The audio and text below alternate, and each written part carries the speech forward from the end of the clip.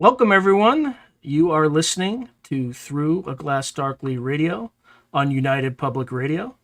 And today I have a much anticipated guest. And by the way, the intro music that you heard was called Mark of the Doomslayer. It was by Carl Casey at White Bat Audio. All right, so I have an absolute treat of a guest for you today. It is Terry Lovelace. And let's just give you a little bit of a brief background on him before I bring him on.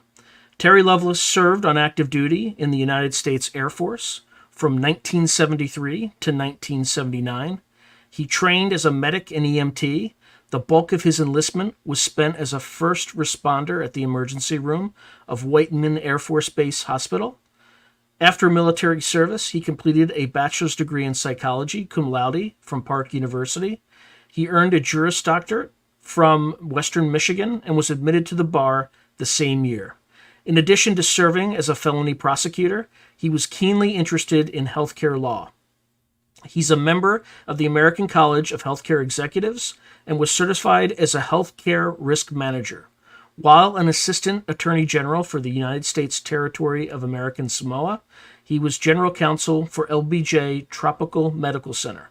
He finished his legal career as a state attorney general for Vermont's Board of Medical Practice in 2012 and lives in Dallas with his wife of 45 years. Terry, welcome, my friend. Thanks, Sean. Good to be here. Good to be back. It's always good. Yeah, it's always good to see you. Now, folks who've seen my podcast will know much of this story. There might be some new revelations or not, but I know the script well enough that I can get around wasted alleys and all that good stuff. So the first thing I want to ask Terry, and this provides a lot of interesting context. So Whiteman Air Force Base, at the time you were stationed there, during my time, there were stealth bombers flew in and out of there, but during your time, what did they do? Or what was the primary mission of that base? That was a SAC base. Strategic Air Command isn't around anymore, but it was a nuclear base, and still is, I guess. Yeah, with the B-2s, they're still a nuclear base. They had a couple flights of Minuteman II missiles scattered out all over the countryside in silos, and then they had the B-52s lined up. Whiteman has, at the time anyway, back in the day, 73, it was the longest flight line in the United States, and that's because they built it as a glider base first back in the 40s. Oh, wow. So they had 7 or 8 B-52s lined up on the flight line, and then the KC-135s in back of them for the flying gas station thing. So yeah. Okay, so based on your background, you're enlisted. You are you work in kind of medical service while you're on the base, and you decide to what year is it? The year that you decided to take a little trip? 1977. Tell you real quick how that came about. My guy I worked with, Toby, came up to me one night and said, "Hey man, I got an idea. Let's go camping." And I'm like, "Are you nuts?" I mean, I'm a city kid. I strongly suggested, I assumed he'd never been camping in his life. He wasn't the outdoorsy type, he's kind of like me. So, but yeah, the idea grew on me. And so we made that trip. We drove 6 hours down in June of 1977 and changed my life. And where was the camping trip? How close was it to Whiteman Air Force Base? It was a little over 6 hours back then, but we had an old 2-lane highway, double D highway. It's interstate now, I'm sure. And there wasn't much down there back then. I'm sure it's built up. I've never been back, but I hear that there's a lot going on down there. Well, just to riff on that, a lot going on. What do you mean by that? I just meant business subdivisions, not in the park, obviously, but on that corridor to get south to cross the Arkansas border and get into Devil's Den. Yeah, it's built up a lot. Just to say that back in 1977, there was nothing there. It was remote. So you drive, what kind of vehicle do you drive there to this park? You have this park in Arkansas, right? You'll say Yes. more. Yeah. 69 Impala, an old Impala. I think it was a 69. Um, yeah. And we took my car, the Chevy Impala, and, loaded up with, we'd never been camping before. So we kind of had to brainstorm what to take. And, interesting, we stocked an ambulance every night at the end of our shift. So, we're kind of should be good at making an inventory and taking things. And it was just like the morning that we left, it's like the wheels fell off. We just forgot a whole bunch of stuff. And that's not like us. I mean, the object of the exercise for me was to take my camera and take some pictures of wildlife.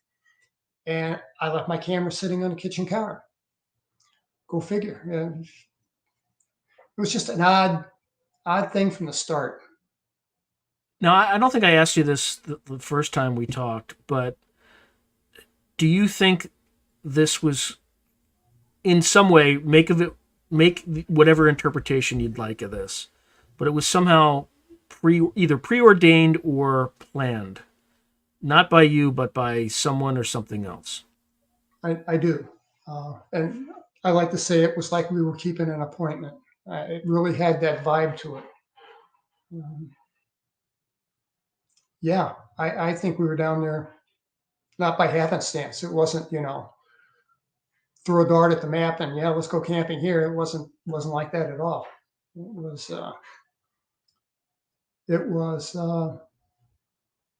yeah, something, we obsessed about it. I obsessed about it and couldn't wait to get down there. I mean, I'm just on top of the world. And the whole thing was just weird. How did you choose Devil's Den? Like, I mean, 6 hours away. It's in Arkansas. It's an entirely different state. How Yeah, did Whiteman that? Air Force Base has a beautiful state park across from the main gate. I mean, and this is a 6 hour drive, and I'm like, Toby, what are we going to drive 6 hours for? Why don't we just, go across the road and give camping a try? And he's like, isn't a journey half of the adventure? So he's like, come on, we'll get away for a while, we'll go down and try it out and have some fun. And, it wouldn't be fun to camp in our backyard. So that's what we did. We drove, and I became kind of enthused about it toward the end. I mean, I was excited about it, and it was a stupid idea, drive 6 hours down. And it was Toby's idea. He had a pamphlet, a flyer like they hand out at the kiosk at the park that talks about the park and what all's in there. And but the park really has a long, dark history. A lot of spooky stuff down there. The place I thought had a spooky vibe to it. I've had a lot of people email me and say, "Yeah, that place is weird." Well, David Paulides, who the author of the 411 series, has often said that places where there's disappearances and similar phenomena outside of just disappearances are typically named devils this or devils that. So I'm sure there's a reason it was called that. Yeah, David Paulides, in volume 4, the title of the book is "The Devil Is in the Details," and Devil's Den is in there along with a lot of other devil named places. And I did research on my own back in Hmm. 2016 and found out just some crazy stuff. There was the Butterfield stagecoach used to run through there in like 1859. And then when the Civil War, or the war between the states, depending on where you live, uh, Right, right. You got to be politically correct down there in Dallas. The War of yeah, Northern Aggression, right? Anyway, I'm just kidding. I'm just joking, but having fun. uh, the yeah, the stagecoach line ran through for a couple of years. Then the war started, and there were a bunch of bloody battles there. Um, there's some weird caves down there that they have iron gates on. Nobody can get into them. Supposedly, it's because of bats. That was in 1977, and it's still that way. But the coolest story that I found, and there were a couple, in 1947, there was this family, Van Alst from Philadelphia, who were going to El Paso, and they were going to camp at Devil's Den. Right after World War II, there was a camping craze that kind of swept the country. Mm-hmm. And it was mom and dad, Catherine Van Alst, who I'm going from memory here, I think was like 10, somewhere in that range, 10. And the story is that they got down there and they spent the first night and it was uneventful. They spent the second night. And when they got up the next morning, mom's fixing breakfast. Kids, two boys and Catherine Van Ross, they're chasing each other around the trailer. And they pop out and mom's looking and says, "Where's Cat? Where's your sister?" Like, "I don't know. She was right here." And she says, "Go find your sister. Bring her back here. She's probably at the kiosk." So boys go and they can't find her. And they come back and they tell, "She's nowhere. We can't find her." And then the old man gets up, starts yelling for her. Other campers get involved. She's nowhere to be found. She's wearing flip-flops and a bathing suit. And they You don't can't get find very her. far in flip-flops. You can't. And David Paulides tells the story real well. She was at a elevation of like 700 feet on a rocky limestone outcropping. She was missing for 7 days. This was the seventh day that she'd been missing. And, after the seventh day, it transitions from a rescue to a recovery. And this was the last day to look for her. And they had a bus full of volunteers from Arkansas State College there that were helping.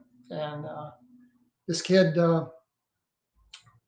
Porter, I forget his name.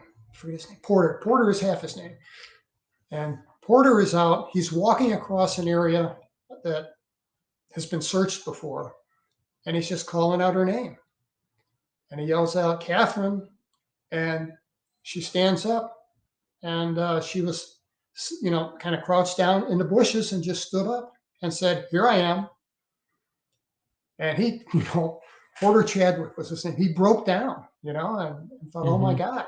So he runs over, picks the little girl up. And then to get to the top of this place, there's a switchback trails where, that cut, because it's a pretty steep grade. And the question is, how'd she get up there in flip-flops? And then when they brought her down, she was seen by a medical doctor. There's no potable water anywhere on that limestone slab, but she was well hydrated. Her What mom time of said year her was it? hair smelled like it did the night before when she shampooed the kid's hair. What time of year did this happen? What's that? What time of year did this happen? June, July, about the same Oh, time so we were it's there. so June, July in the South, which is probably Yeah, super sticky, humid. Yeah. humid, mosquitoes. She had a couple of bug bites, but she should have been in worse shape than that. The big thing with me is, how did she stay so well hydrated and didn't lose an ounce of weight? Go figure. And they said, "Catherine, where you been? What happened to you? What do you remember?" And the last thing she remembered was running with her brothers around this camper. And the next thing she remembers is uh, Porter came and got me. So those whole 7 days, she never had any insight into. And I searched trying to find Catherine Van Oss. I mean, she'd been up in Yeah. years, but I'd love to have talked to her. Or even And just getting a regression just to figure out yeah, what the heck's. Speaking of which, just not to get too off track, but I think the last time we talked, you hadn't had one yet. Have you not. have you done one yet? I have not. I Okay. I took I went to a place called the Wellness Institute in Seattle, and I took a course in hypnotherapy Mm-hmm. because I kind of wanted to find out a little about it. I mean, I know people. I know Yvonne Smith and Kathleen Martin. They both are big names in that. They do a good job. And yeah, if I ever get regressed, it'll be with Yvonne. But you know, I'm just kind of not comfortable with the idea yet. So What from that course kind of gave you that discomfort? Is that the potential for false memories, or is it you don't want to revisit the event? I mean, it could be any number of things, but I want to find yeah, out. the course was really interesting. I'm glad I took it. It was worth the money and the effort. Um, I don't want to do it because, and this will sound weird, but I don't want to open that door. That door's been closed for a while. I want to leave it there. You know, it was hard to write the book because it like PTSD type thing. But it turned out to be the right thing to do because it was very cathartic. It was helpful to write the book and get all this out and tell people about it. But yeah, Okay, so going back to the incident. So you and Toby feel somehow driven to drive 9 miles to this particular state park at the time, but there's some detail behind that that's important. I'm sure you'll tell the audience. But you get to the state park, then what? we got to the state park and Toby said, we're not going to stay in the campground. And I'm like, what? They got hot Yeah, water, they got showers, they got toilets. What do you mean we're not going to stay in the campground? yeah, that's a weird, kind of very cocksure Well, comment, not right? when I think about it, because he was really big on astronomy. I mean, that was his life. And I wish I'd had the chance to ask him, where did you get this fixation on the night sky? And he knew constellations. He could point them out, and he, had some. He didn't have a telescope, but he had a nice pair of binoculars, and he wanted to go down there and watch the night sky without light pollution. So if we're in the campground, and his words were, if we stay in the campground, we're going to have somebody to the right of us, somebody to the left of us, and there's going to be kids and other undesirables running around. And he said, let's just do this on our own. We'll be real outdoorsmen. Mm-hmm. And I'm like, yeah, I'm for that. Let's be real outdoorsmen. Yeah, let's do that. So we didn't stay in the campground. We drove until I just drove till the road turned from pavement to gravel to dirt and came to a chain across the road with a big sign: no entry, no hunting, no camping, no fishing, no nothing. Um, and Toby's like, well, can we trespass into this? I'm like, yeah, it's probably just a nature preserve or something. Mm-hmm. It's no big deal. If they don't like us, they'll throw us out. Not the end of the world. So the chain was just hooked on the other side of the opposing post. So Toby hops out and says, I got this. He picks up the chain and drops it, and it falls to the ground and chink. And we really did. We felt like,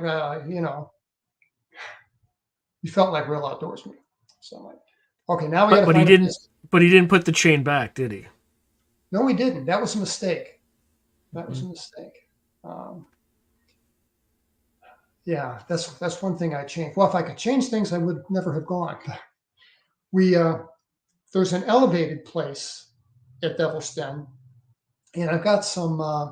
I think I may have sent you some photographs of it. Um, there's two views, one from the side and one from above. And when you look at it from above, it looks almost triangular. I didn't find this until the guys from Amazing Legends found it and sent it to me and said, "Hey, have you seen this?" I'm like, "No, I never bothered to look for it because I thought, this has to be just covered with mature trees by now. There's no chance of finding this place." And no, it's still somebody still cuts the grass up there.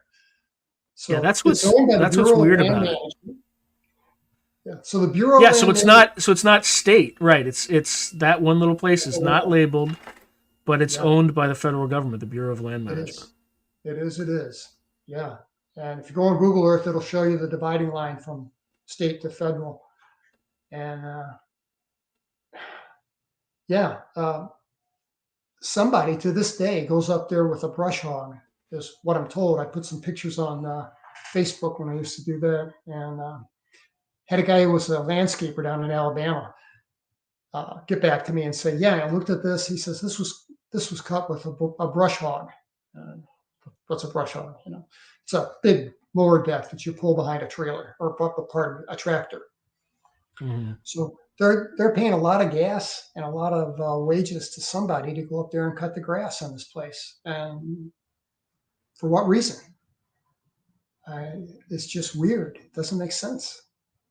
But not the federal government, so What are your theories? Just, I mean, we can't possibly know, but why do you think you they know might be you're doing right. that? All I can do is speculate, and my best guess is that they come and go there.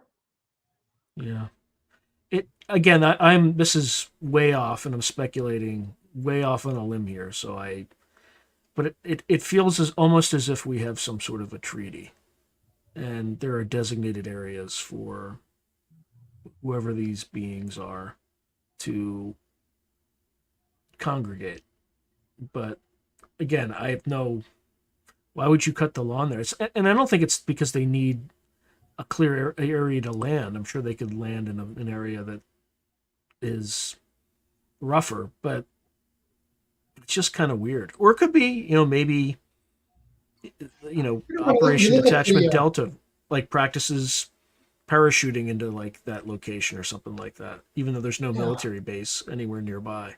Who knows? Well, the thing we saw was big, and Yeah. around us was just dense forest, and the tops of the Mm, trees was level with the top of this. I call it a plateau, whatever it is, and so yeah, and if I don't know how we found this on this drive by happenstance. It's just weird. We could have made a left or right several places, and we didn't. We drove right to this thing, which was but it not like never you couldn't see it from the road at all. At all. can't Like see you had it. no idea it was there.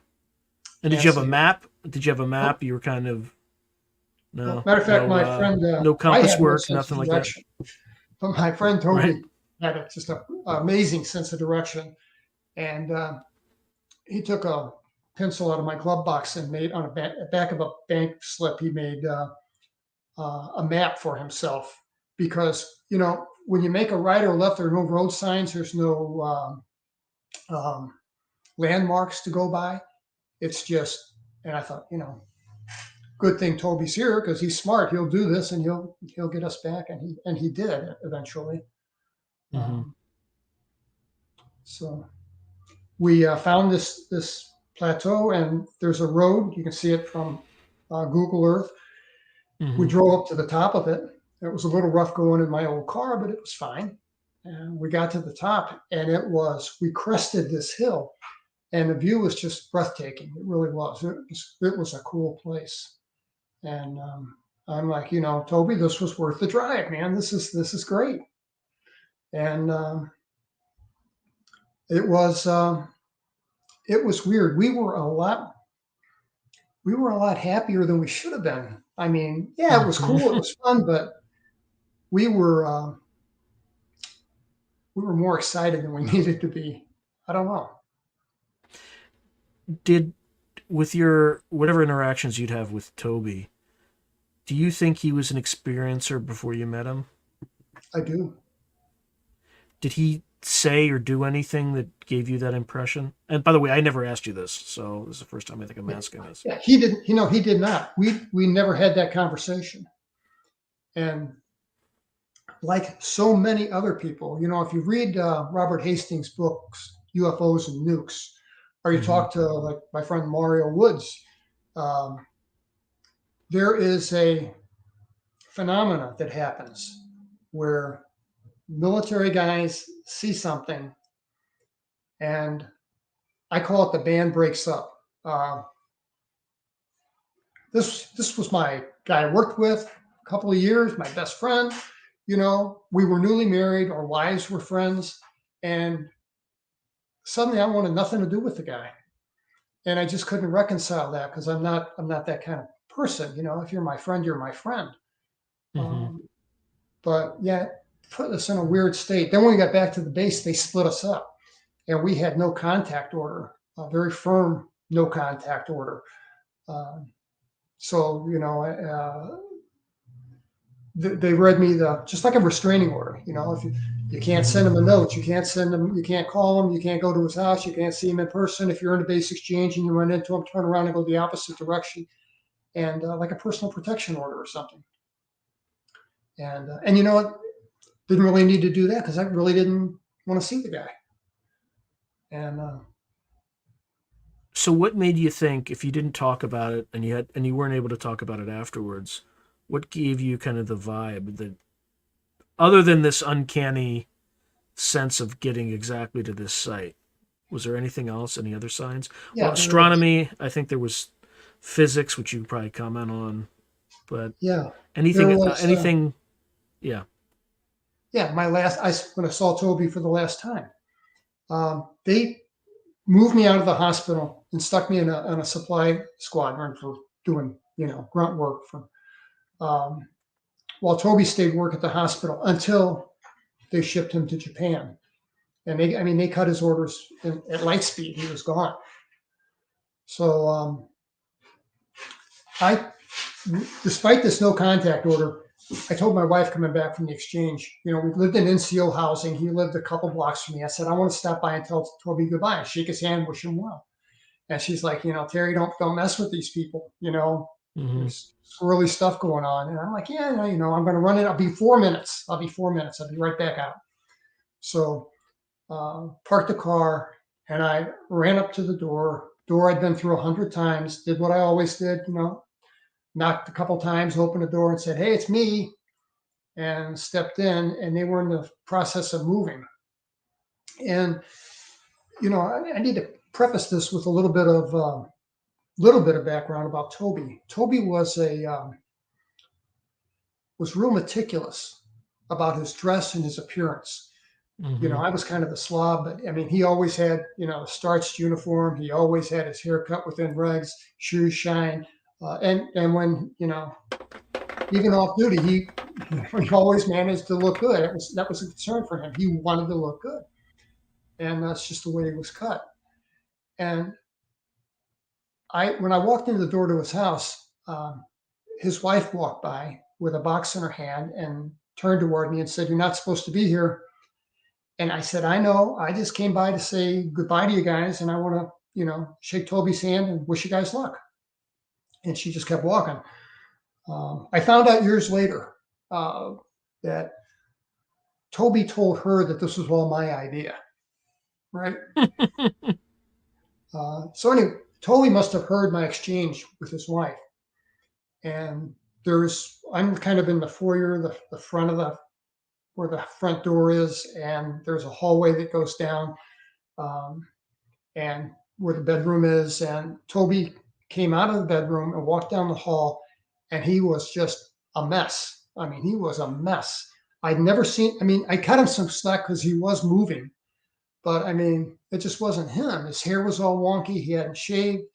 He had on dirty clothes, dirty t-shirt, um, and blue jeans, and he just looked a mess. And I'd never seen him like that. Mm-hmm. And I thought that I would get some kind of closure by going to see the guy. I really did because we both had our struggles after this. Some trouble sleeping, a lot of trouble. So I thought, you know what, I'll go and I'll say goodbye to my friend. I'll put this right.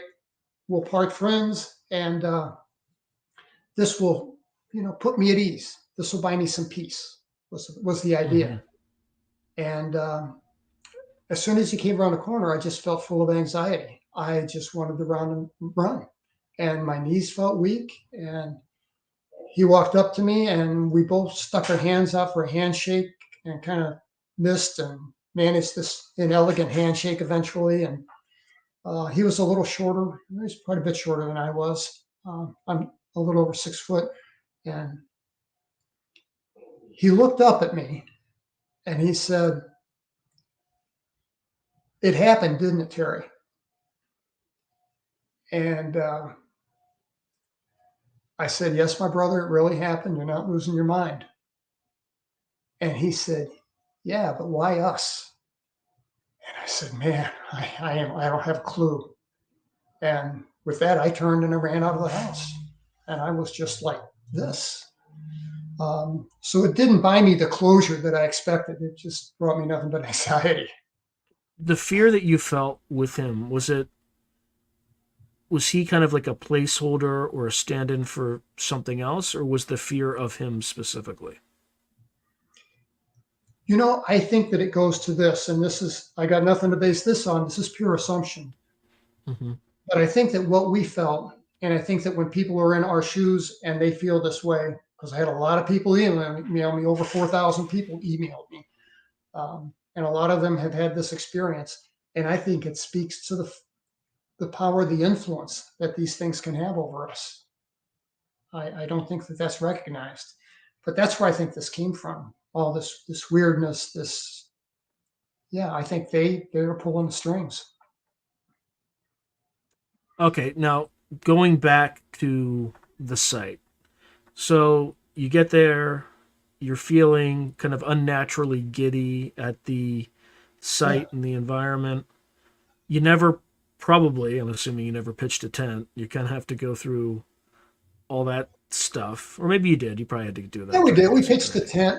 We did a Yeah. campfire. We took a little hike that was weird too, but don't have time to go into that. But Well, you might have some time to go into that because we had yeah, two just real hours. quick So because it's kind of yeah. odd. We went on this hike, and we were both probably in the best shape of our lives. And Mm-hmm.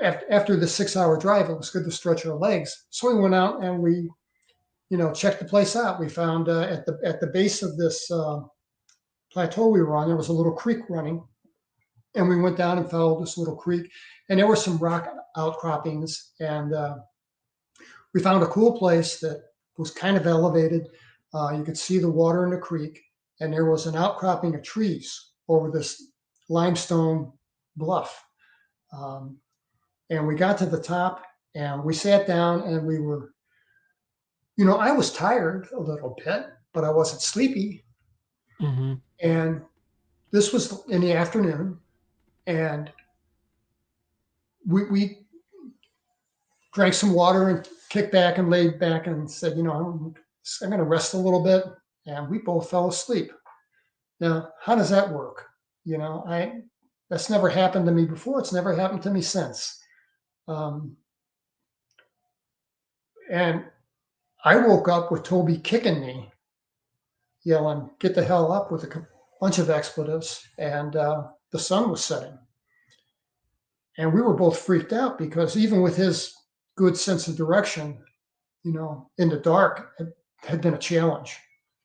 So we raced back to the campsite. Luckily, we got back there in time, set up the camp, used my car headlights to get the tent up. And, uh, you know, we had some blow up air mattresses and some blankets from the hospital and, enough stuff to be comfortable with. And it gets on to evening, and we're just kicked back on these air mattresses, and we're just having a great conversation. And we got a campfire between us, and we're on air mattresses on either side, and the tent's in back of us. And I tell Toby, this really is pleasant, man. I see how people could enjoy this because it was pleasant. We had a nice little breeze. It was hot, but we had a nice breeze going. And I may have covered this before, but I'll just say it real quick because I think it adds to the story because it's true. And a lot of people have experienced this, and that is that suddenly the place got still. And when I say still, I Mm-hmm. mean it went dead quiet, no crickets, no tree frogs. Um, Even the breeze that we had stopped. And I look at the fire, and the fire is just straight up. It's not dancing around, there's no wind. And it unnerved me, and it just didn't seem right. I'm like, Toby, man, did it get still out here or what? Is this normal? Of course, like he's going to know, but I asked him anyway, and he's like, yeah, don't worry about it. And he says, you know what? You're worrying about the bugs and the tree frogs. Come on, they'll come back. He says, look, we were kind of loud, we just quieted them. They'll come back. Don't worry about it. And made fun of me, but I still felt unnerved by it. And that's when Toby saw the light on the horizon, because he asked me. He says, "Hey Terry, were those lights there before?" And we'd walked the perimeter. There were no lights. There was nothing you could see out there. We went out with Toby's flashlight and looked around, and there was maybe a faint glow from the campground, but that was it. That was the only light that I knew of. And I looked, and I saw on the horizon there were three little stars, and they were all the same brightness, and they formed a perfect triangle, and they were just above the horizon. It couldn't have been lights from a parking lot or a train or anything like that. It was definitely in the air. And we're talking about, what is this? What is this thing? We're talking about, yeah, it By might the be way, yeah. every time we talk, Terry, I find new things. So, by the way, as you were talking, I was Googling. So, there is a distinct frequency that will silence crickets that's repulsive to crickets. It's 16 kilohertz. Really? 16 kilohertz is also kind of in the infrasound range. And the infrasound range is I think you start to get down to that range of noise that causes people to experience fear just for no reason. And that's often reported in many of these encounters, like particularly at Skinwalker Ranch. At first, I thought it was like a time stop sort of phenomenon, and it may very well be, but it could also be that these craft, these beings, or whatever, they emit some low frequency sound that silences the wildlife. Anyway, I have no idea if that's the case, but for folks listening and watching, just No, kind but of file that away. Yeah. I had a lot of people email me, and I've had a lot of people that had the same experience, and so it's not unique in any way. So we're watching this thing, and then it Actually, turns my just correction. It's actually 16 kilohertz. So 16 that's a kilohertz. much so that's not infrasound. It's not it's at the high end of the human range, right? So humans can hear between 20 hertz and 20 kilohertz. So it's the high frequency range of sound. Okay, that's interesting. So yeah, like I say, that some level of influence from them, I think, because two people in an odd location, and they see this thing in the sky, and it's clearly it's not your usual thing. It's something different. Mm-hmm. And you would think that we'd had some anxiety or we'd had some excitement. We'd have been, I think it's human nature for two people to say, hey, you seeing what I'm seeing? What is that thing? And kind of debrief one another. And we didn't do that. And when I look back at it, we had hardly any conversation whatsoever. It was like our emotions were muted. I felt no fear. As a matter of fact, I say that when the thing started to move upward toward the sky, I felt a distinct feeling of sedation, very similar to what I felt when they gave me Versed or something before I had a medical procedure. Kind of a little bit almost like Twilight kind of thing. But all the fear was gone, and I had that more like a feeling of an observer than a participant in what Mm-hmm. was going on, if that makes sense. Kind of a disconnect. And it was a weird time. So this thing rose up into the air. These three stars rose up into the air, and they reached what I call a ceiling. And they still had that triangular configuration.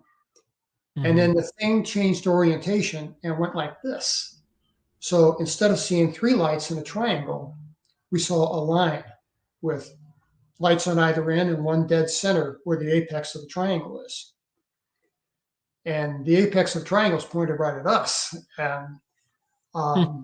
Again, we had no fear, no anxiety, and we watched this thing come down from the sky. And I mean, it was pitch dark, uh, but this thing had lights on the point of each triangle, and they were pretty bright. As a matter of fact, they lowered the lights somewhat when they came in, and they weren't as bright as what they were when it first leveled off, and it just stopped over our heads about 3,000 feet. It's a guess, but I think it's a pretty good one, about 3,000 feet.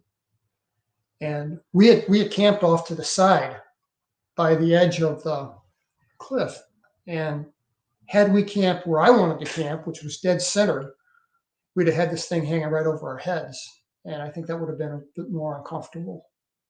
So, Did you hear any sound? I there was sound to it, but I don't recall hearing it then. I only recall hearing it at the end when all of a sudden the noise stopped. It was just a low droning kind of noise, um, but it was, I guess, around so much that we didn't know. We were acclimated to it, and we didn't realize the noise was even there until it stopped.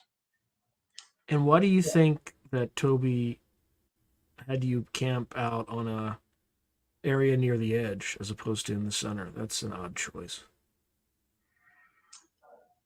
You mean, why do I think he chose that site? No, just the where he decided to put the tent instead of the center, which I think anybody would normally put their tent on the center of the site. Like you said he put it on the edge. Yeah, that's where I wanted. I wanted to camp in the middle, and Yeah. we kind of got into a back and forth about it because he was demanding. No, I want to camp over here. We got the car parked over here. Let's stay here. And I wasn't in the mood to fight him. I was. It was fine. I was fine with it Hmm. because I was there to take pictures of eagles. Had I remembered my camera, but and Toby Yeah, had a that's an camera. interesting fact that you forgot your It camera. is interesting. I mean, the whole object of the exercise. Uh, Yeah. Toby had a little like Instamatic thing, but my 35 millimeter with lenses and my Yashica, and nope, left it on the kitchen counter. Unbelievable. Do you think that was a coincidence? I don't know, but it wasn't only the camera. Toby forgot uh, hot dogs, and he remembered to take chips, and he brought some hot dogs, a couple cans of beer, and a couple hot dog buns, and that was it. I mean, we should have had more food, but um, like I said, the wheels fell off. I left the fuel for the camp lantern in my garage, and Toby had the camp lantern, and he borrowed from a neighbor, and he left the lantern in his garage. So it was just weird. Hmm. It was just we weren't this inept. So Interesting. Okay, so this thing is 3,000 feet above your head. Then what? yes, and we are just looking at it. There's no conversation. Again, there's no fear. Um, I'm not even racing in my head trying to figure out exactly what I'm looking at. And there was a light. There was like a beam of white light that was a visible beam of white light. Like a high power searchlight cuts through fog. You see a column of light. That's what this was like, only there was no fog, but it was this visible column of white light about the diameter of a softball. And Hmm. it just clicked on and landed right square in the middle of our campfire. So right between the two of us. And I looked at it and I'm thinking, what is this thing doing? What is this? And that only lasted for maybe a minute. It wasn't long. And then that turned off again, like the flip of a switch. And then this lasers were kind of a new thing in 1977. I'd seen them on TV, but I'd never seen them in real Hmm. life. And this thing shot a laser beam down, reddish purple, and about the diameter of a pencil. And this beam would land at one spot in our camp for a millisecond, I mean, a tenth of a second, and then appear somewhere else for a tenth of a second. So this light was dancing around the campsite. So it struck me in the chest a couple times. I never felt a thing, neither did Toby.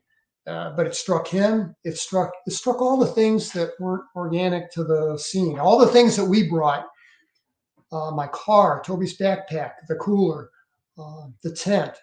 All these things that we brought. This thing was checking out with this laser beam, and I had that thought at the time. I thought, yeah, this thing is checking us out, and I think that's what it was doing. For folks just joining us, you're watching Through a Glass Darkly Radio and listening on United Public Radio, and I'm talking with Terry Lovelace. Sorry, I had to do that. Okay, so you have this thing. I mean, it sounds like a scan, but we really couldn't know, right? We're just kind of guessing here. So this thing projects these beams at you, which could be a scan, could be something else. Then what happens? The last one turned off, and there was some conversation, but nothing of any consequence. And like I said, our emotions were muted. Our response was muted. And Toby stood up and he said, "Show's over." I thought that was an odd thing to say. And he picks up his air mattress and he went through it in the tent. And I think I mentioned that I had this sedated feeling. Well, that sedated feeling transitioned from sedated to sleepy. And they're two distinctly different things. And I transitioned in a blink of an eye from being, sedated and just chill to suddenly all I want to do is go in the tent and go to sleep. That's all I want to do. And that's what I did. And I left on I wore my combat boots, blue jeans, t-shirt, and didn't take anything off, didn't undress, just went in and fell on top of my air mattress, and I was asleep. And I woke up. I don't know what time. I mean, I found out sometime later. We woke up, maybe an hour before dawn. We both wore nice mechanical wind-up watches, which were state of the art for the day, and we needed them for a job that we did. And my watch stopped at 2:30. Toby stopped at like 2:32, and those watches never worked again. And they're mechanical. They're not digital, too. That's what's weird about it. Yeah, they're mechanical. And if you read the literature that comes with the watch, it says, don't get it around, like you wouldn't want to take it on the tour of Hoover Dam where they got the mechanical stuff, big magnets, big machinery, magnetic fields. Okay. Electromagnets, right. So, yeah. And I woke up because these lights were flashing through the canvas of the tent. And it was they were multicolored, orange, white, like a little bit of an off green and yellow, and they're flashing at odd intervals. And when they flash, it's like an old school light bulb going off. It's just bright and lights up the inside of the tent for a millisecond. And except for those flashes of light, it's pitch dark. So in my mind, I'm thinking, what is this thing? And I came to the conclusion, this must be a park ranger's truck. Yeah, that's what it is. These park rangers here to kick us out. And that's the little lights they got on top of the trucks they drive. That made sense. And I sat up and I was kind of disoriented for a minute. And I'm like, oh, yeah, Toby and I are camping. That's right. And in the flash of one of the lights, I looked down and my boots were unlaced. Now, I knew I didn't leave them like that. I mean, it's a trip hazard. I wouldn't do that. It's just stupid. I would either take them off or I'd leave them untied, but I wouldn't have left them like that. It didn't scare me because it hadn't sunk in yet that we'd been undressed by someone and then redressed. And I sat up and laced up my boots, and actually I took them off to put them back on properly, and my socks were on sideways. And I'm really, you know, like, what the hell? How did I do this? And I'm annoyed, but I'm not freaked out yet. And so I put them on properly. And then in a flash of the light, I see Toby is on his knees on the left side, peeking out the window of the tent, or the window, the little flap on the tent. And in one of these flashes of light, I guess salt water from tears will fluoresce in that bright Hmm. light when they dry on skin, because I could see a white streak down the side of his face, and he'd been crying. And for the life of me, I could not imagine what would make this guy cry. I couldn't imagine. And that's the first time that I felt any fear. And I said, Toby, man, what is it? What's out there? Is it park rangers? What's out there? And I forget his reply exactly, but it was non-responsive. It was just, something like, or I don't know, or, so I looked out of the tent on my side, and I saw that this thing that was 3,000 feet over our heads when we went to bed had descended from 3,000 feet, and now it's 30 feet over our heads. And that's the reason why these lights were so bright, is that they were a heck of a lot closer to us. And because of where we camped, it was kind of cool looking back on it, because we got a chance to see the side of the thing. And it was huge. It filled that entire plateau. And I mean, it was like a flying Walmart. It was that big. Yeah, I And was about to ask you that, like how big it was.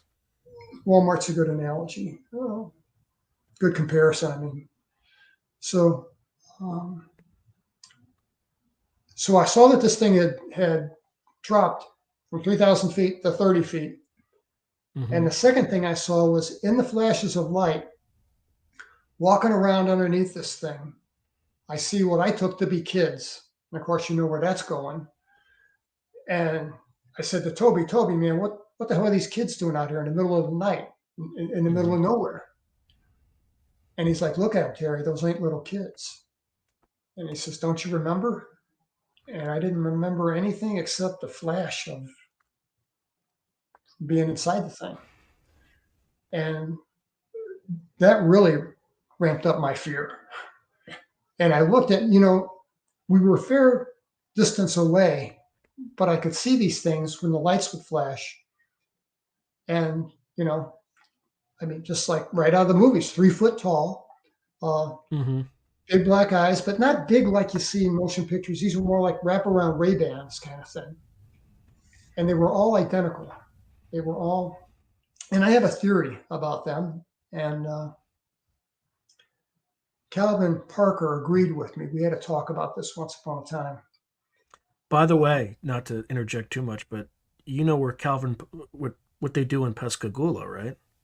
I do. They make nuclear attack submarines. It's kind of interesting. I didn't know that. I had no idea that.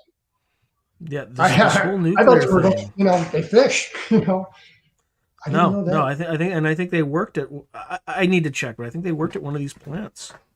So there's this nuclear thing is always tied to this, or not always, but often tied. Robert Hastings' book, UFOs and Nukes. He's got example after example. He's talked to probably 1,000 ex-military people who had experiences, and he does a good job of telling the stories. So, yeah, my theory about these things is I don't think they're living and sentient in a way like you and I are. And Calvin called them little robots.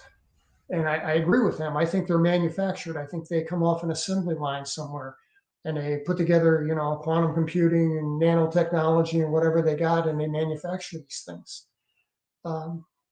In my book, I think I called them worker bees, because they were like running around There were no slackers. Nobody was taking a smoke break. Nobody, there was everybody was doing something with a purpose. They were running around, but they were all doing something. Yeah, if Um, you extend that theory one step further, again, this is all speculation, but perhaps they're biological avatars, right? If you had another species from another world, maybe they don't look like us at all. Maybe they're so alien that they need to construct these biological androids, I guess you could call them, to interface with us, right? Again, that's just complete speculation, we but know that there might be something to that because I think that when these things appear to children, they can appear in a way that the child will find most benign. So when I was a little kid, I saw little monkeys in my room. I know it sounds weird.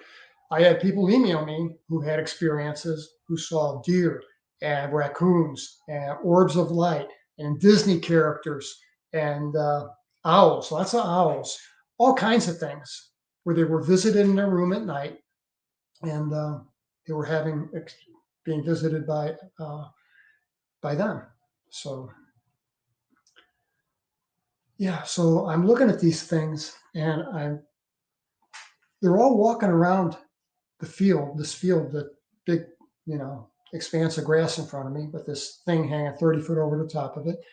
And they're walking around and I can really only see them clearly when the lights flash. Um, but it was interesting because they were nonchalant about it. They were like paired up in twos and threes and just kind of walking around and like almost like tourists or something, and that was the only time I saw them. But I had no idea what they were doing. I don't know. That's just an assumption. mm-hmm.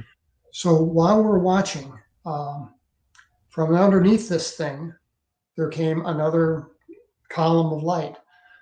From dead center of the triangle, there was a column of white light that turned on like flip of a switch, and it was there, and it had that same milky visible quality to it.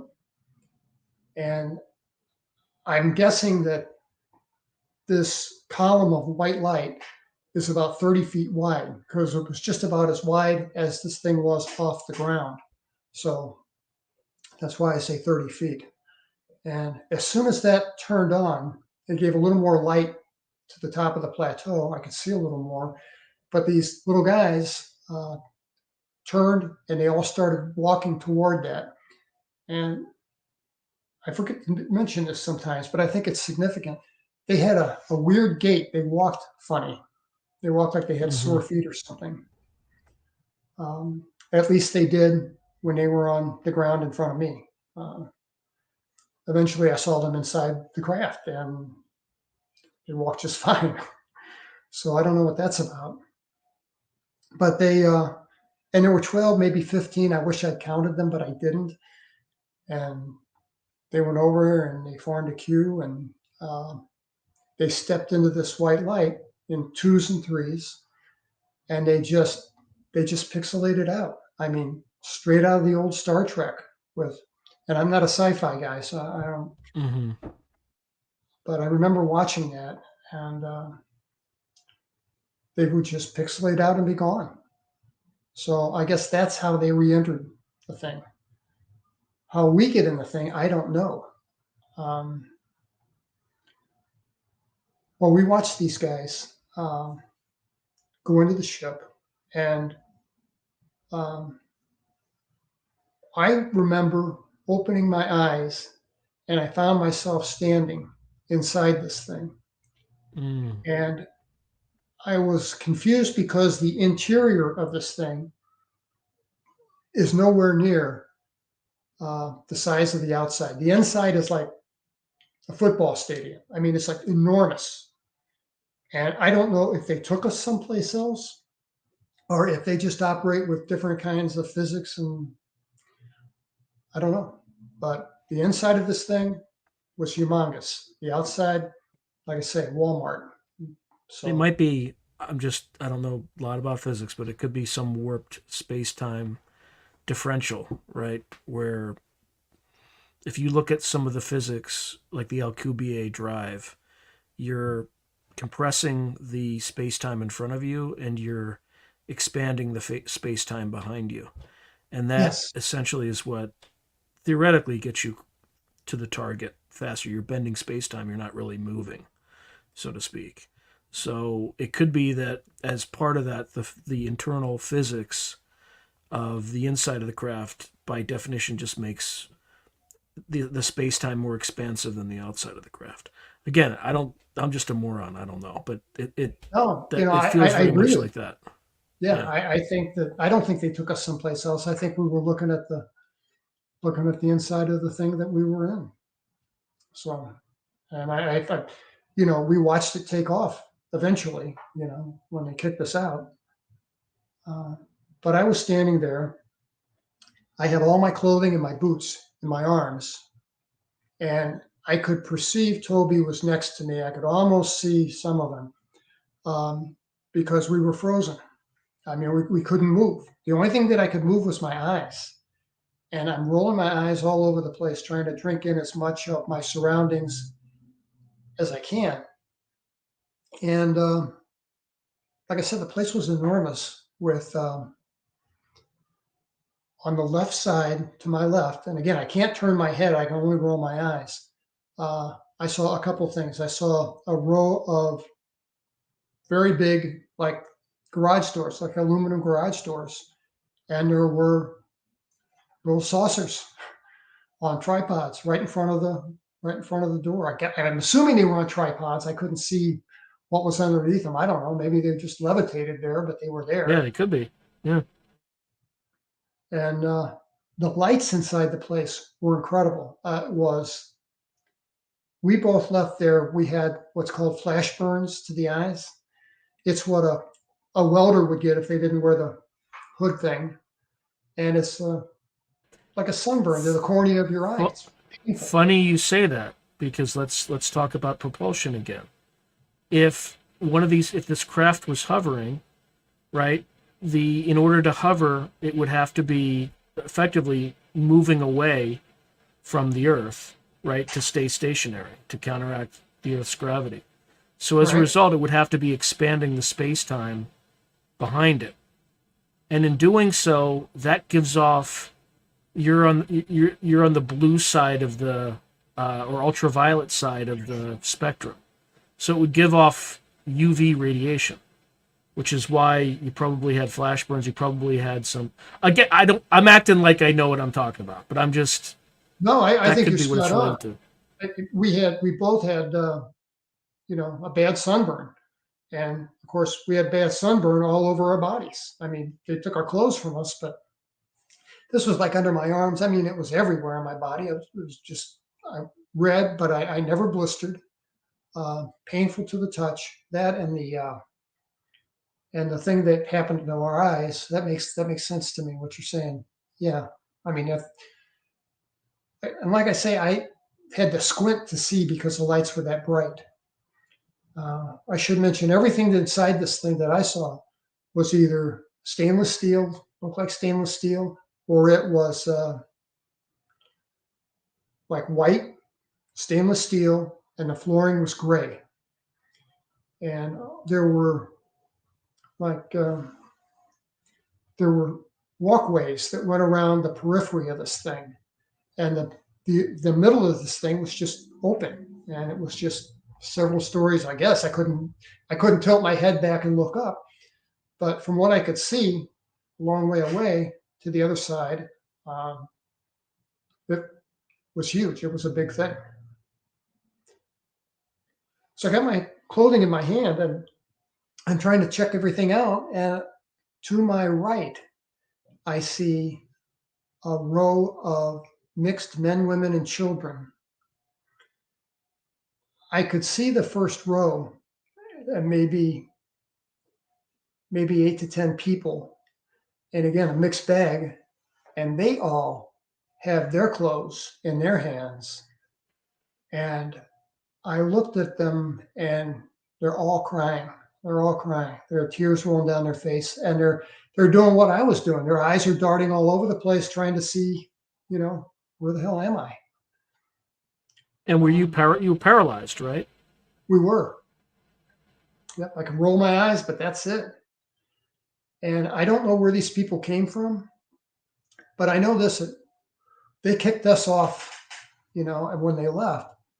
But these people, whoever they were, went up with them, and I felt bad about that because we maybe survivor guilt or something, but it's always bugged me what happened to those people. Um, I don't know. I'll never know.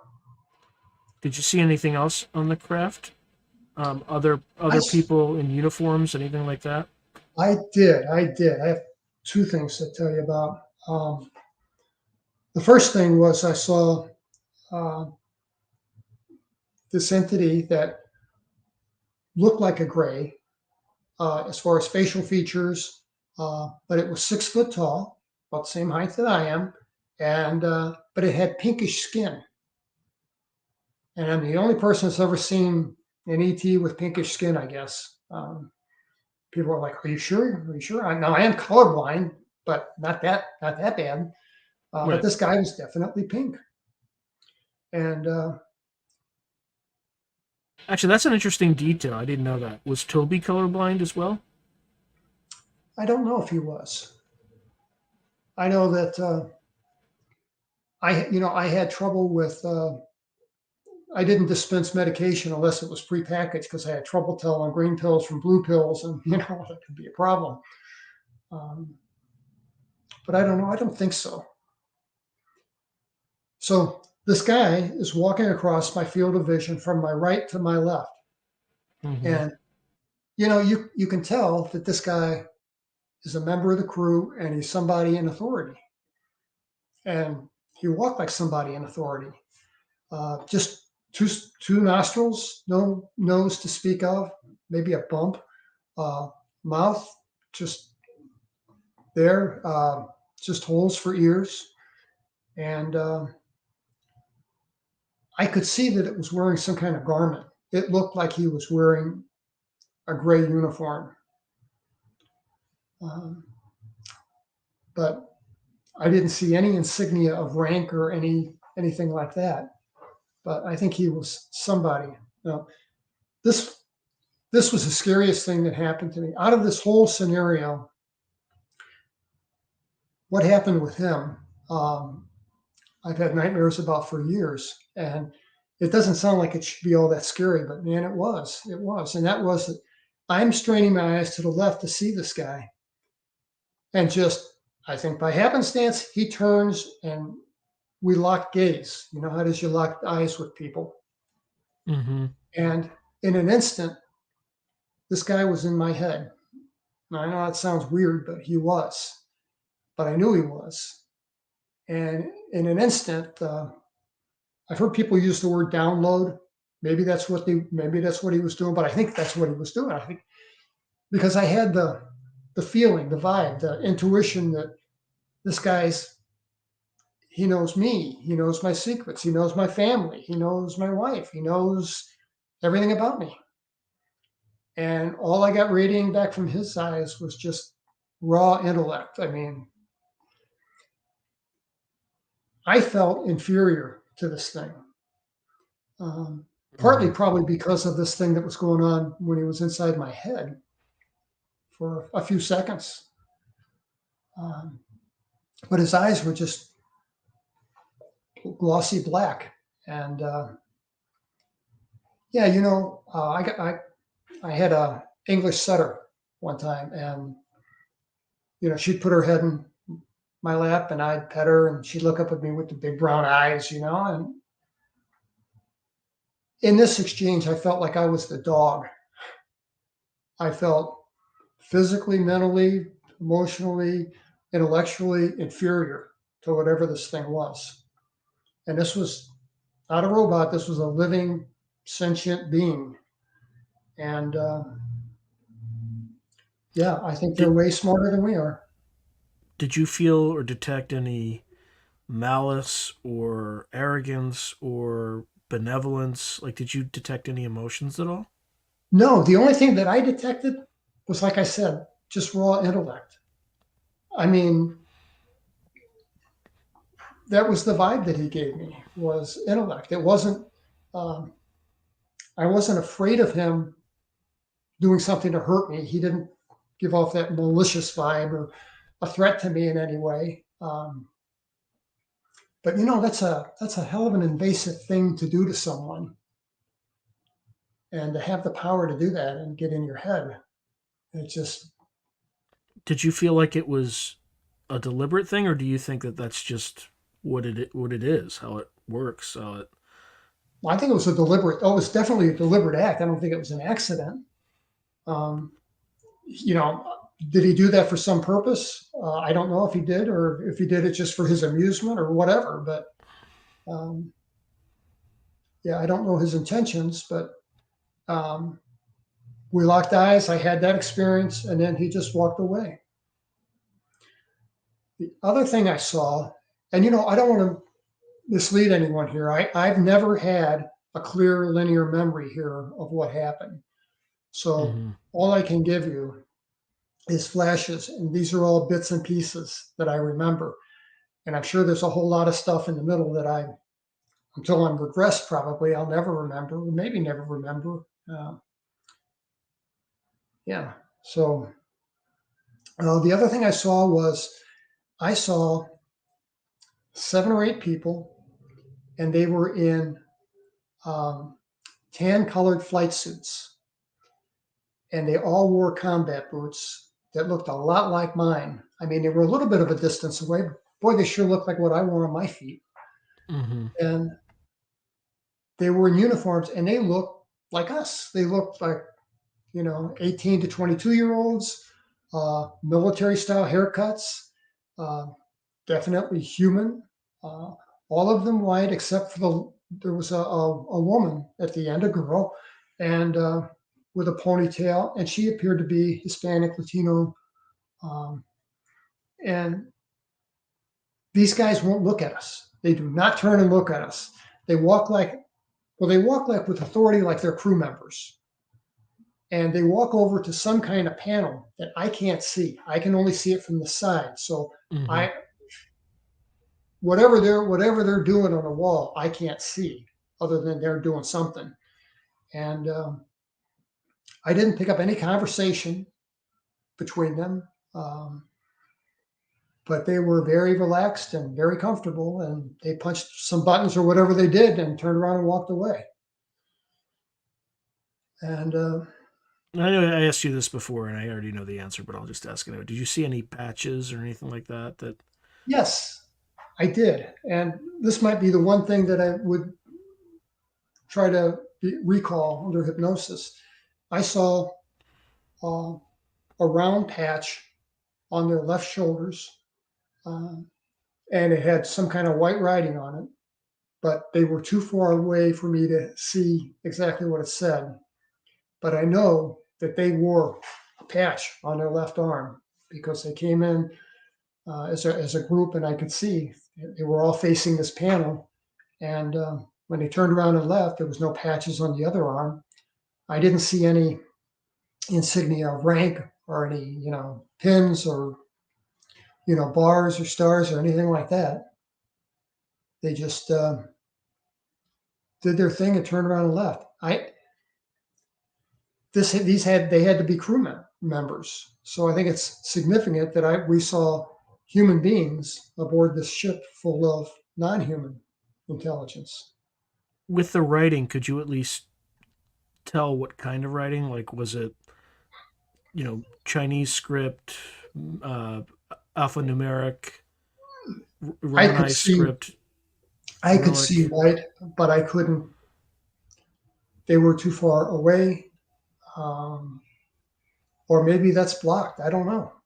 Um, Everybody asked me that, and I what bothers me is I did see their combat boots so clearly, but the patch is just fuzzy. It's just reddish orange patch with some white writing on it. So that's all I remember. That's all I recall.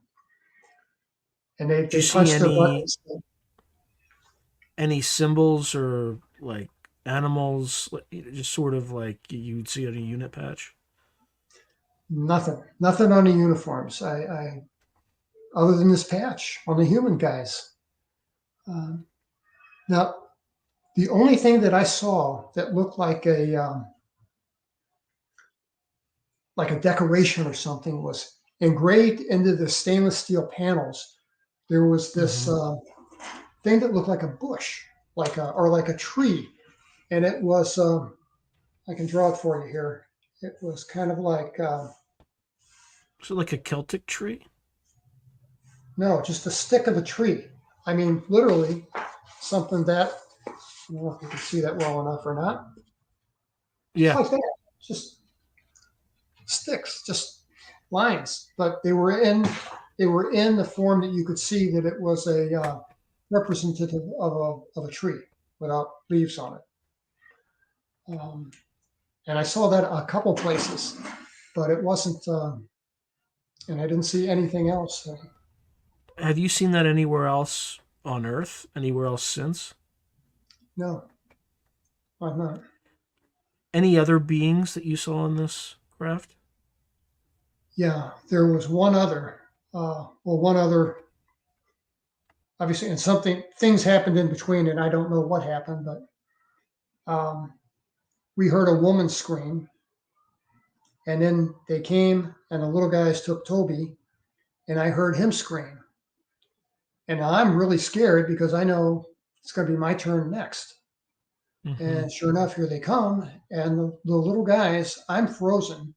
These little guys lift me up, one on either side of me, and I'm like a quarter inch off of it felt like a rubberized surface that I was on, and my feet are off the floor, but by quarter inch, half an inch, maybe, and they could wheel me around like I'm on wheels.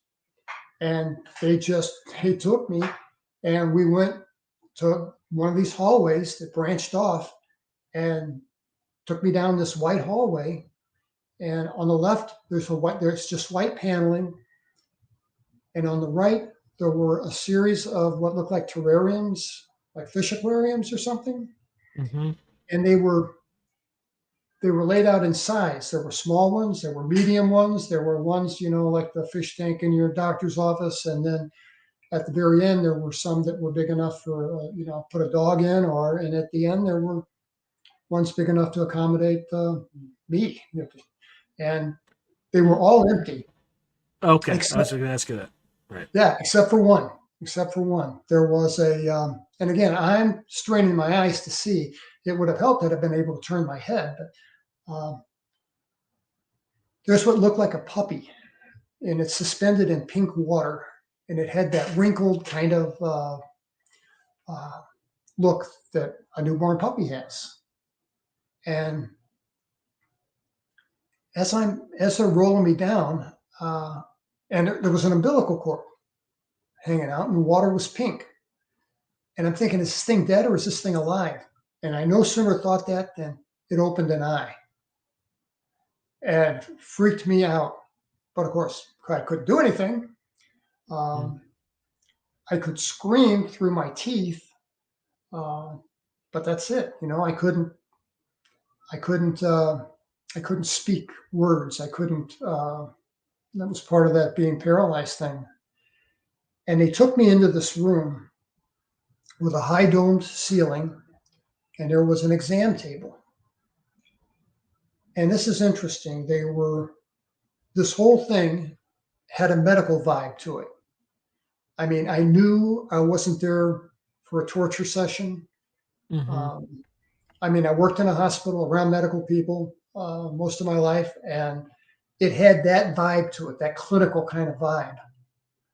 Um, and these things were, they call them insectoids. They look like praying mantises. Uh, they were 7 foot tall. What color? In my What did they mind's wear? eye, I see them in lab coats, but I don't think they wore lab coats. I think my mind supplied that for some reason. What color were they? Green, Okay. green, and mostly dark green, but different shades. Um, and they had articulated limbs with, that they could move, so they could manipulate stainless steel objects, um, you know, very well. And the little guys took my clothing from me, and they, I was like a statue, and they did me like this, and then somehow I'm elevated and I'm put on this table, and I hit the table, and I think, oh, this thing's warm. They warmed it up for me. That's nice. Maybe, maybe they're not malicious. And then I realized, no, stupid. It's warm because there have been who knows how many bodies lying on this. Um, and these bug things, they look like big bugs. I mean, they had this. The only thing that was kind of unpleasant was their mouth parts. They had very weird mouth parts, like bugs do. like a mandible of some sort, or Yeah, like if you look at a bug up close, they don't have just a mouth like we have. It's there are little things there attached to it, and these guys had that. Um, but I really, and they had big eyes, and these eyes had a honeycomb pattern to them. They were black, but I could like see compound eyes, basically. compound. Yes, exactly right. Compound eyes. Yes, and so there's no conversation. Didn't hear them say anything. Uh, well, at that time, and they're doing something to my lower back, and whatever it is, it hurts like hell, and I'm trying to scream and I can't scream, so I want this thing to know, hey, give me some Versed, break out some fentanyl or whatever you got, but I don't, I'm hurting here. So I think, and I get a lot of flack for this statement, but I think I annoyed this thing. And I had a lot of Hmm. people email me and say, "Oh no, they don't have emotions." But I'm telling you, I pissed this thing off. I really did. It didn't like I was making so much noise, I guess. And I remember what he said, and he said it telepathically, and I heard it clear as a bell in my head with no discernible accent, or it was just like it was spoken in my words, not my voice, but my words. Um, Why are you screaming? Stop screaming. You know we don't hurt you. You know we take you back. Now stop screaming. And he went over and with this big green digit, tapped me in the center of my forehead, and I went out. And if it was that easy, why didn't they do that when they first brought me in? I don't know. I think they may operate under a different set of ethics than we do. Hmm. For them, it may be okay to cause someone pain and then take away the memory, and somehow that makes it okay. But we use drugs on people that have Versed as an example. Um, it's a sedative. They can give it for pain, but it has an amnesic quality to it. So if they're fixing your broken arm, you might feel some discomfort, but you don't remember Hmm. it. So uh, the next thing I remember was I opened my eyes and I'm by my car, laying in the grass, and Toby's next to me. Somewhere between being on the ground and being in a clinical space, we were redressed, kind of sloppily, but we were redressed. And I don't recall that. Like I say, I don't remember anything from the touch on the head till waking up by the car. And when I woke up by the car, I was laying on the ground, and these things were the little gray guys were around us. And I remember thinking they screwed up. They should have put us inside the tent. And I swear to God, like on cue, as soon as I thought that, they turned around and they picked us up, and they're amazed. They were strong for their size, their stature. Picked us both up, 4 or 5 of them, and Hmm. took us over and threw us inside the tent. And then I was out again. And my next conscious thought was when I saw the lights flashing through the tent. So we watched them take off, and it didn't take off like a rocket ship. It just took off like a hot air balloon and just kind of lifted up, did a small turn, and just went straight up. And the higher it went, the faster it went. And we saw 3 lights, and then 1 light, and then gone. And still no crickets, still deathly silent. And Toby's like, let's get out of here, man. I said, I'm What not time leaving. is this? At this point, is this 2:30 in the morning, or is it No, it's after? closer to 5. Okay. I'm thinking when I look back at it in retrospect, we were up this was about an hour before daylight. So, but I wanted to leave after the sun came up. I didn't want to be out. I mean, it's just, it doesn't make sense. It's just a piece of canvas over my head, but I felt like I had cover. I felt safe there. I didn't want to leave that. The thought of walking outside and running into the car was just frightening. Mm-hmm. And Toby convinced me, he's like, let's get out of here. We don't know if they're still here. We don't know if they're coming back, but now's the best time to go because we don't know what's going to happen. Let's leave before, they come back. So I grabbed my car keys. Toby grabbed his flashlight, and we ran to my car, hopped in. I turned on the dome light, and I asked, Toby's looking around the car, and I said, are we good? He knew what I was thinking. Is there anything else in here? And there wasn't, of course. And shut the door, and we took off. Toby just gave me directions, turn here, there should be another turn up here. And sure enough, got us back to blacktop pavement. And then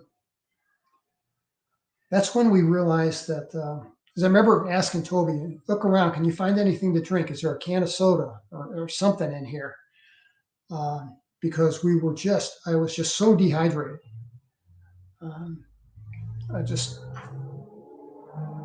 When we got back to base, um, both of our wives, we were sick as dogs. I dropped Toby off at his house. I went a couple blocks over to my house, and my wife was like, "Hey, you're home early." And like, what happened to you? And I said, "Well, it's kind of a long story." And anyway, she said, "Well, you got to go to the hospital."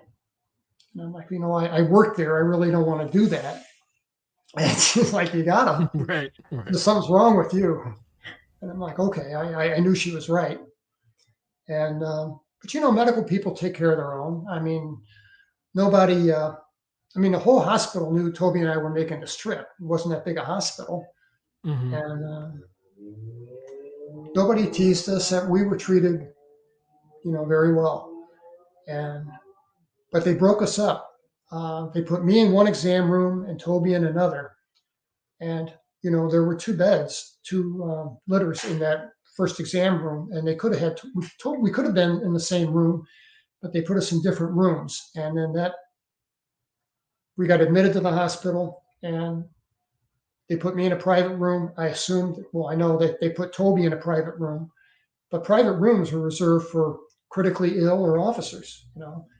So I thought maybe I'm critically ill. I don't know. I know I'm dehydrated, and so I got IVs running in me, and I got salve that they put in my eyes, and did everything they could to make me comfortable.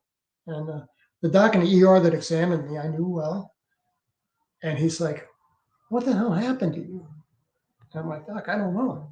And he's like, "Were Did you you on some spend kind all of weekend in a sleep?" tanning bed? Right. What's that? You spend all Yeah, weekend in a tanning bed? Right. yeah. Right. That's and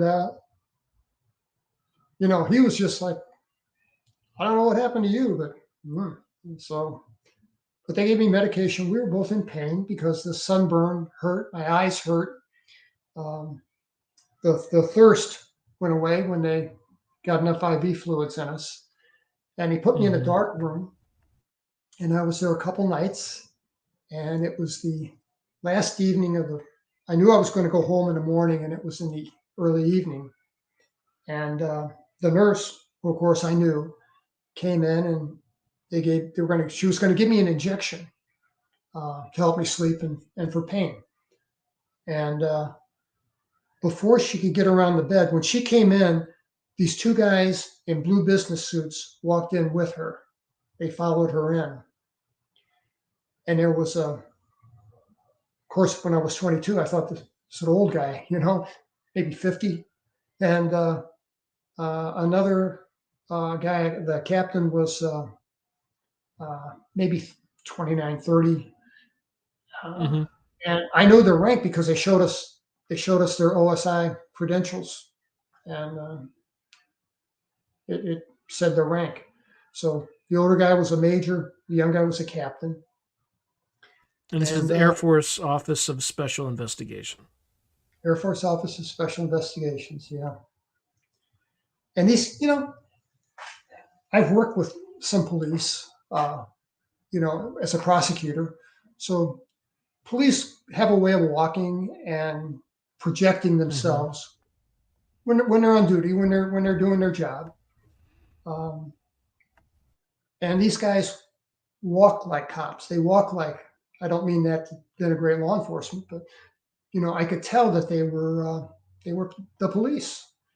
And I had never had any interaction with the police at 22, and very limited life experience. Period. The old guy turns to the nurse and says, "If that's going to sedate Sergeant Lovelace, it's going to have to wait because we have to ask him some questions," and shut the door on the way out. So they were rude to her, and I thought, "Geez, why be so rude?" And so she leaves. She says, shuts the door in back of her, and they pull up a chair to the head of my bed, one on either side, and the major does all the talking, and he talks. I don't know if it's Alabama, Mississippi. He has a Southern accent, very much like Calvin Parker had. And this guy, a couple things he said to me. He said, "So you and Toby went camping, He said, that must have been important. That must have been something, an adventure or something. I don't know." And then he said, "But you saw some funny lights in the sky, didn't you?" And I didn't answer him. I didn't know how to answer him because Toby and I agreed. That's the one thing we talked about in the car. Otherwise, it was a silent ride back for 6 hours. But we agreed that we would not tell a soul that we saw a UFO the size of Walmart and little guys and all that, because we knew what would happen. They'd ship us out for a psych eval and, kick us out of the Air Force. And I didn't want that. I knew I wasn't going to stay in the Air Force, but I wanted to finish my enlistment, get out and go to school. So Toby wanted the same thing. So this guy quizzes me, the guy with the Southern accent. Captain doesn't say a word. And he pulls out some forms and he flips on the overhead lights. And I'm like, "Sir, could we work without those on? My eyes hurt." And he says, "God, I can't work in the dark here, son. Got to see what we're doing." And he rolls my tray over, the tray like they put your food on, and puts it under my chest. And then it wasn't an electric bed. It was a hand crank bed. The captain's at the end of my bed. There's a crank at the bottom, and he's cranking me until I'm sitting upright. And they roll this little table in front of me. And the major has like a manila folder, and he takes out a couple of forms and he lays them in front of me and hands me a pen. And I said, "Sir, what are these?" And he said, "Son, those are waivers and consents."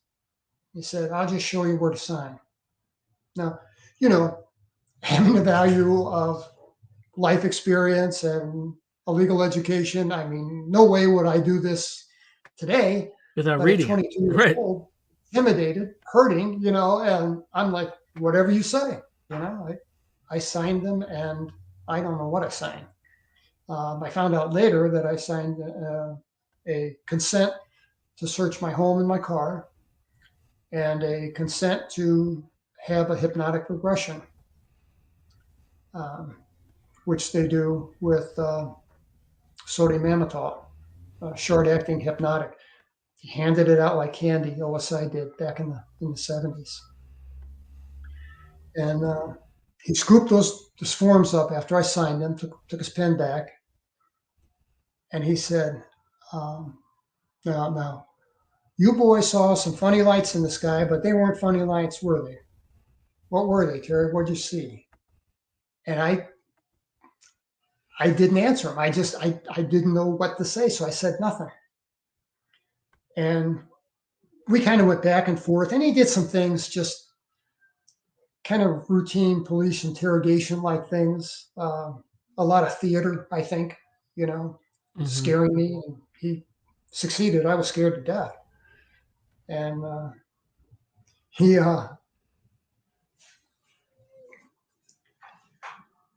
he said to me at the end, the nurse came in. The nurse kind of interrupted us. She came back in with the injection and said, "Dr. Bauman says he should have this injection now. And I can bring the doctor down if you want." The major said, No worries. We're about done here. We'll wrap things up. Is Dr. So Bauman still around? I doubt it. I doubt it. Yeah. There were a couple doctors there.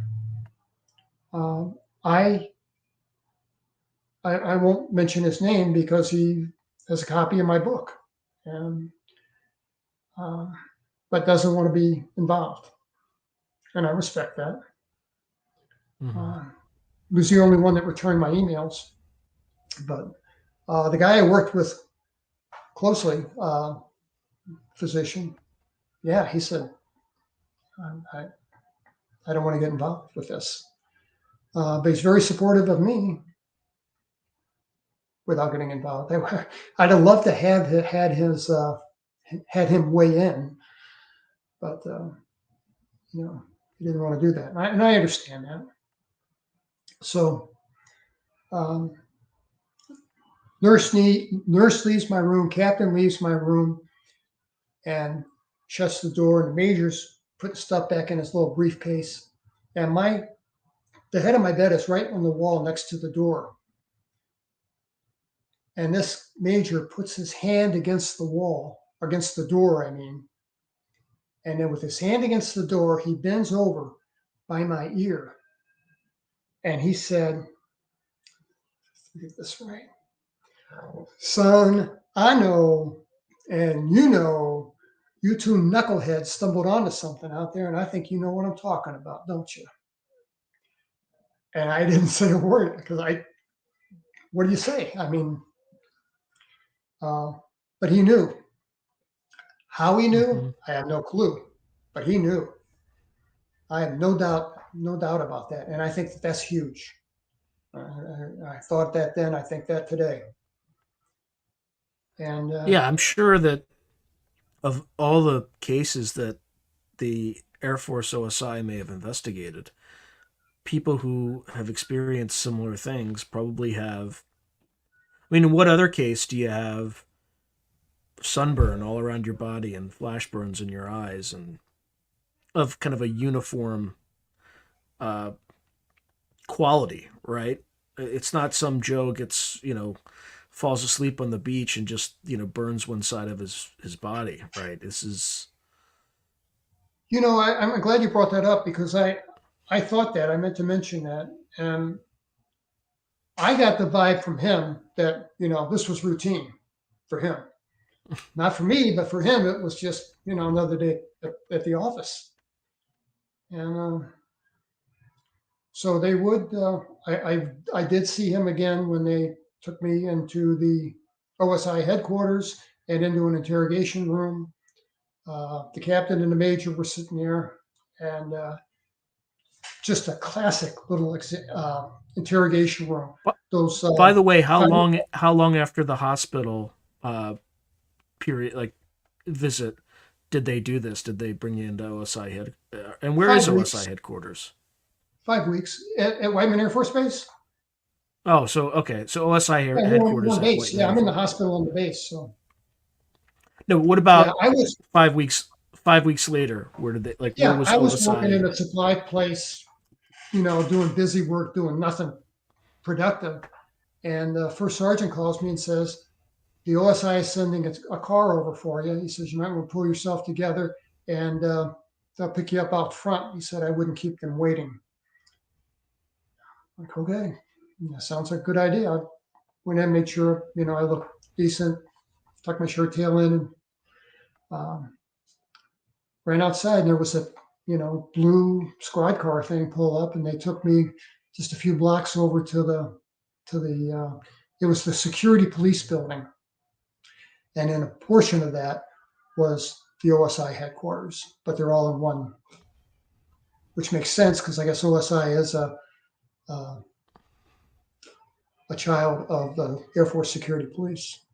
So took me down into an exam room, and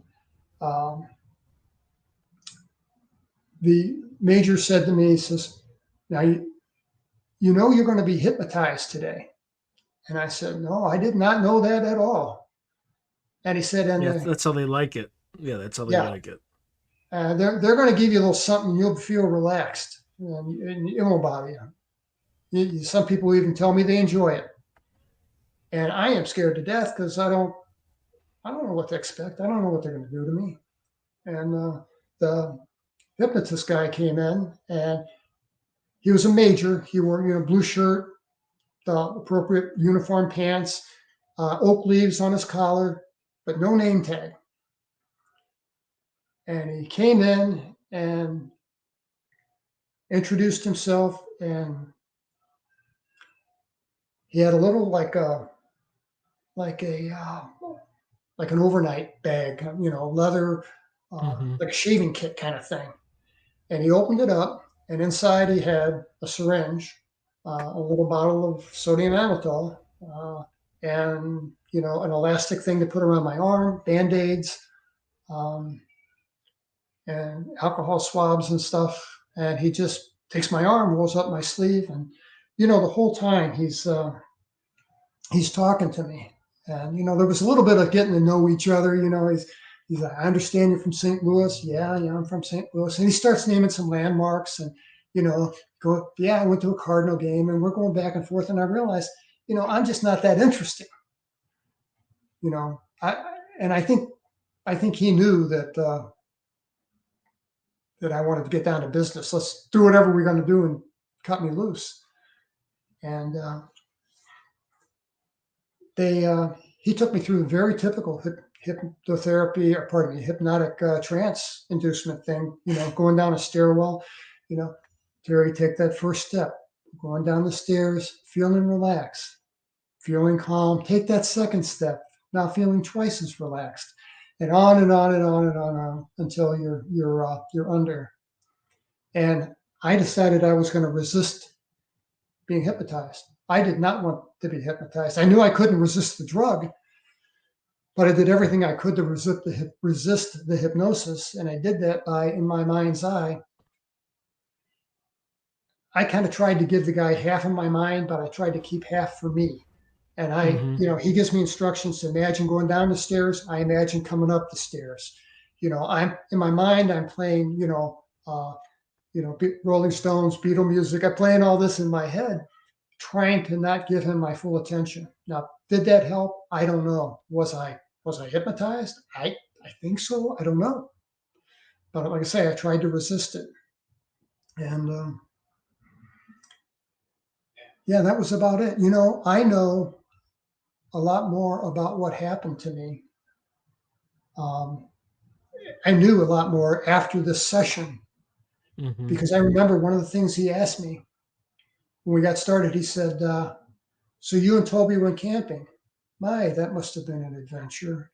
And you saw some funny lights in the sky, didn't you? I said, yes, sir. And he said, but they weren't funny lights, were they? And I said, no, they weren't. And he says, who were they? And I said to him, they were the space people. Where that came from, I have no idea. But how did you react to that? Yeah, but maybe it's the influence of the drug, and this hypnotic session. If I was hypnotized, I don't know if I was. But how did he react to your categorization of them as "quote unquote" spacemen? Another day at the office. I Another tell day you what. just, I tell you what. With that Arrow report that came out, the smug arrogance of these people. I mean, it's clear. I mean, just from this story, it's not entirely clear, but I think it's almost certain that they committed so many crimes in covering this thing up that people would be looking for blood if they knew what these bastards have done. I after I wrote this book, I got, my phone rang. Tom DeLong called. Lou Elizondo came down to my house. Uh, a physician from To the Stars. Um, I won't mention his name because he asked me not to, and he was very kind to me. Came down and took X-rays of me and did follow-up work, and so yeah, that's pretty much the story. Speaking of Lou Elizondo, did you ever get your phone back? Do I what? Did you ever get your phone back? The phone. How do you know about the phones? You told me about the phone. Okay. Yeah, I gave them to John Blitch, uh, and he's a friend of Lou's, so they had my phones, both of them. Uh, and yeah, I got them back, and I still got the chips and everything intact. Did you get a conclude? So, just really quickly, what was the deal about your phone? Like, what evidence did you have on your phone? I have on my phone a bunch of pictures of UFOs, that I captured over my house. 100 some pictures of helicopters buzzing my house. Huge problem with helicopters. That's a real thing. That's not TV. I'm looking at these helicopters and there's no, first thing I do, I pull out the codified federal regulations for helicopters and I'm like, these things, there has to be a law that they gotta show me a number or something. Sure enough, in the United States, they have to display for United States aircraft registered in the U.S. They have How to high can they display. fly over your house? Do you have to keep a certain ceiling over your house? They buzz my house like crazy. No, no. Okay, but there's It's no just, like regulation. They have to be I'm 100 sure like there is, but I was just looking. okay. The regulation is a book of regulations. The thing that I was looking for is shouldn't these things have some kind of identifiers on them? And it says, yeah, you got to display the alphabetical symbol N, like in Nancy, and then followed by a string of digits that identifies that particular aircraft. Um, and then at the very bottom of the reg, it says exemptions, military and certain something agencies, certain Law agencies. enforcement agencies Didn't say or law intelligence enforcement. Um, intelligence agencies? it didn't say intelligence, but it just says, exemptions are the Certain federal military and agencies. yes, yeah, certain entities. Yeah, yeah. Kind of a vague, but we know who they are. It's the alphabet guys. So, but I heard from some people with the Air Force that came and knocked on my door and talked to me. Wait, when And did this happen? 2018, about 6 months after I put the book out, would have been about September, late August, September, and came by and said,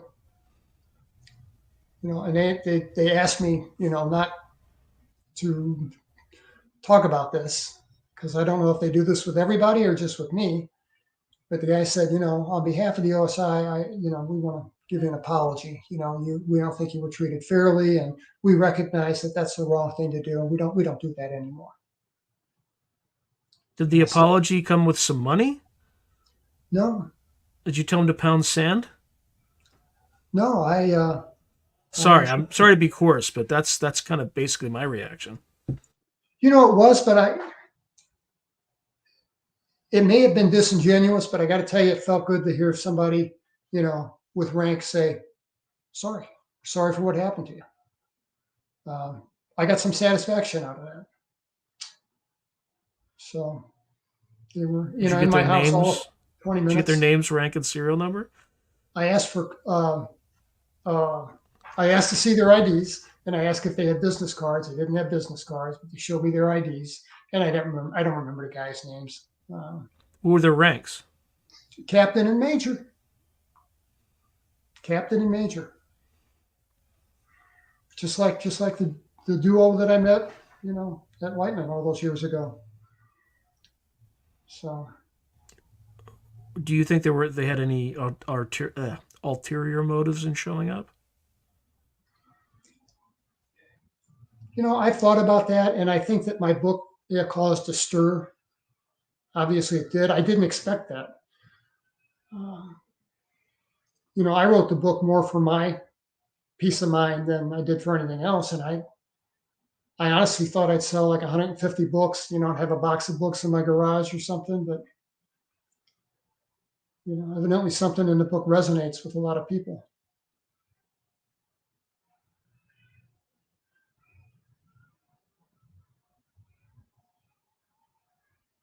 Interesting. Okay. Another question regarding your phone. I know that you had the pressure sensor showed you basically passing through the ceiling, right? 60 Yes, feet, I'm glad you brought something that up. like I was going that. to say that. Yeah, yeah. I've got a picture of the iPhone Health app in the Red Book, the Reckoning book. Reckoning. When you got it back, because the last time we spoke, you hadn't gotten it back yet, Oh yeah, I got it right? back. I did get it back. I have those. I have the originals, the So chips. what did they tell you? What did they tell you? Like after analyzing it, Cool stuff. Oh, we like this. This is interesting. You know, but no conclusions on. no conclusion. No, I mean, Lou and some other people that I got to know have been very kind to me, and you know, he's like, don't tar us all with the same brush. He said, I don't do that to people, and people that work for me don't do that to people, and I don't know. Who knows? I don't know. Yeah, you know what would go a long way if they didn't call people who had horrific experiences like you did hoaxers in the Arrow report, right? That's what would go a long way if they didn't just. What do you think of that though? By the way, that Arrow report that came out that said nothing to see here, move along. I'm saying they should have talked to me. They should have talked to Mario Woods. And as a matter of fact, I think Sean Patrick talked to Mario Woods. They should have talked to Robert Hastings. Um, I mean, I could go on. There are a number of They, us they that talked to Robert Salas, but they just completely ignored, the missileer who was in charge of the. I think it's I can't remember the name of the flight, but at Malmstrom Air Yeah, he Force was in the Base. Minuteman silo up in the Uh, frozen north, wherever. Yeah, yeah. Yeah, I think. Mario Woods was the security police officer topside uh, when this happened. Oh, so did So, he know Salas? oh yeah, yeah. He's the one who picked up the phone and said, "Sir, I got this giant orange thing hanging over my head. What should I do?" And Salas said, "Well, don't shoot it." And Salas is busy, watching all the buttons on this monitor in Yeah, front of him, underground. the panel, and you know, he wasn't outside. He was underground. I mean, I don't mean that. I'm not trying to take away from his story because I think his story is genuine and important. But I don't. I don't know if he's had an abduction experience or not. But He. I don't want to talk too much out of school, but I believe he's had some sort of anomalous experience post that incident, like sometime later in his life. Um, yeah, but he didn't tell me that specifically. I think I just picked that up elsewhere. So, audience, take that with a grain of salt. Yeah, there's the other question I want to ask you is, and we have about 5 minutes left, so we could go into the whole implant thing, but I don't want to go that far. They can watch the episode where we talked about the implants, right? But well, just really quick, there were your two implants that you had. One kind of looked like, well, like a microchip might look like in 1977. Yeah. The other one Size looked of a like it was made. fingernail, two wires attached to it. Yeah. The other one looked like it was made out of your own bone and like a floral And pattern. it was bone tissue. That's what the radiologist told me. He said this Interesting. So looks like bone tissue.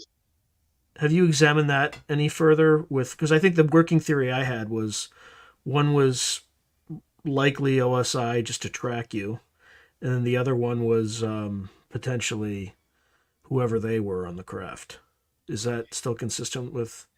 Yeah, I don't know what the little bones arranged in a floret pattern. Um, I have no idea. I definitely think that that square thing, the size of a fingernail, kind of up higher and lateral. Um, I just felt like I was being maybe there to track me or something. I know this that when they took it out, I mean, when ET took him in the middle of the night and took it out of my leg and left me with two holes in my leg, I I woke up. I knew. I mean, intuitively, I knew.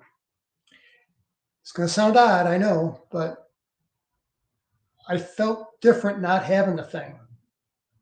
I woke up Mm, and I had wounds to my legs, and the first thing I thought was, "It's gone. They took it." And I went out, and my wife's like, "Go out and get an X-ray."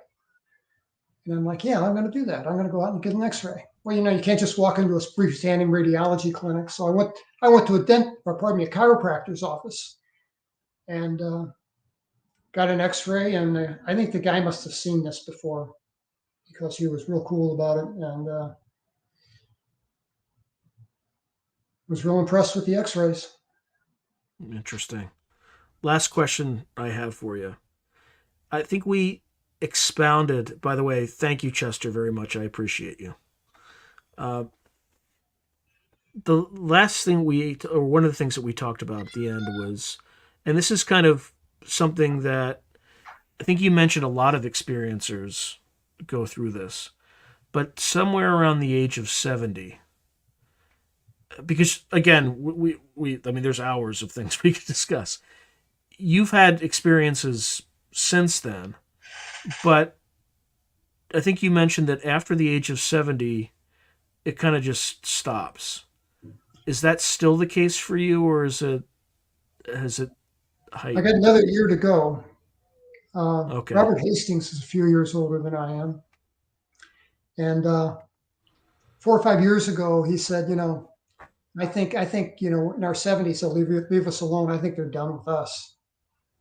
And I talked to him after that, and he's like, they're not done yet. So he's an abductee as well. I did not And know that. Has he ever talked about that? he has talked about it. Matter of fact, he wrote a book about it. Uh, he and Bob Jacobs together wrote a book. And I've got it in my book. I can't remember the title. Um, but it's on Amazon, and it's well written, and it's a good book. So What do you think, or at least since the kind of Grush hearings and things like that, have you felt or experienced any heightened activity, either physically or mentally, psychically, whatever you want to call it? Like, have you felt something that's a little bit different, like an urgency or? since 1977, my wife and I have had bizarre things happen. And when I say that, I mean, TV turned itself on in the middle of the night. Doesn't matter what house we're in, doesn't matter what TV we're talking about. TV will turn itself on in the middle of the night. And at first, we were freaking out because this was about the time The Exorcist came out. And, Oh God, yeah. but, now it's just like whichever one of us more awake, we go in and take the remote, and turn it off, and say, knock it off. And I mean, it happens once a year, maybe, but it's happened once a year every year. So that's Any particular date or just random? random, Hmm. random. I think it's saying like, we're here. Speaks to the power of their influence. And what do you think? I mean, we're going a little bit over, but I think. Well, let me do one thing. For the folks who just tuned in, you're listening to Through a Glass Darkly Radio on United Public Radio. I'm here with experiencer Terry Lovelace. Um, okay, so what's your theory based on everything you know and even your interactions? What do you think this is all about? Well, it's not a theory. There are a few of us, but there are people out there that have had real experiences, and they can tell you, this stuff is real. Because the nation's divided. There are those people that say, that's not real. Like my Uber driver took me to the airport. I was going to a conference, and he said, "Oh, he was real talkative. What's your conference about?" I said, well, it's a UFO conference." And he says, "UFOs? Oh, that's comic book stuff." And kind of laughed. But that's a perfect example. I mean, we're divided. What do I think of Bigfoot? I don't know. I don't have any experience with Bigfoot. Mm-hmm. How do I know? I don't know. But I don't know why they're here. But I think they've been here. I got nothing to base this on, but I think they've been here a long time. And By the way, does your cat ever come up to you during interviews like that? my cat, Yeah. yeah, you can hear her down there. Oh yeah. Yeah, sometimes she'll poke her head up here. You want to come on? I'm a cat guy. No, I like cats. yeah, it happens to me a lot on interviews. Like people's cats come in. I don't know why. It's weird. Um, it just I don't. It's a correlation. I don't know if it means anything, but um, all right, my friend. As always, it was an absolute pleasure. And sometime if you're ever in Northern California, if I'm ever in Dallas, we should just grab a Absolutely. bite to eat. Yeah, Absolutely. You got my email. I got yours. Yeah. that's right. All right, Let's my make that friend. happen someday. You up by Sacramento? I'm up kind of East Bay from San Francisco. So thank you, everyone. And we will see you next week.